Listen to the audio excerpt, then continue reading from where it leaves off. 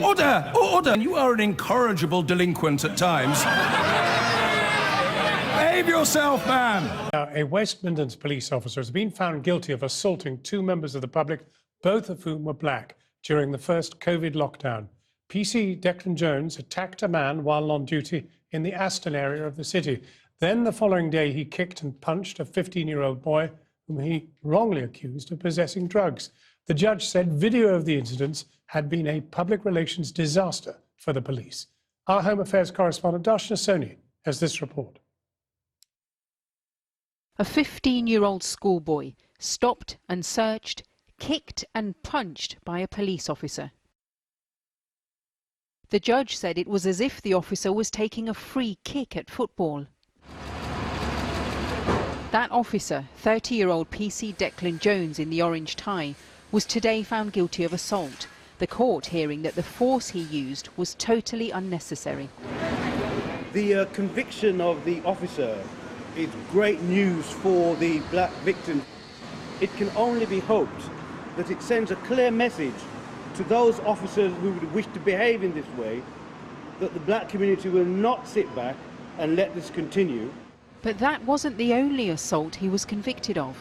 Also arriving to hear the verdicts, a second victim, Michael Rose in the middle, accompanied by his friend Bernard John on the left. Mr. Rose had been visiting his friend in April last year. PC Jones and a colleague stopped him. They said they were looking for someone who had stolen a black bike. Mr. Rose's bike was grey. They pinned him down on the bonnet of this car, and then PC Jones punched and kneed him. A few minutes later, his friend is seen on the pavement filming the assault. Then I saw these two officers escorting Mikey to the car, but in a brisk manner. So I'm thinking, what's going on here? I mean, this sort of behaviour used to go on in the 70s and 80s, and it was racist then. But now, thank God for modern technology. Because you were filming it on your phone? That's right. It was being filmed. So the camera does not lie. The camera is not biased. It tells the truth as it is. And if it weren't for the picture of this incident, I wouldn't be standing up here talking to you. And how do you feel about that? I feel victory in the sense that the law, nobody's above the law.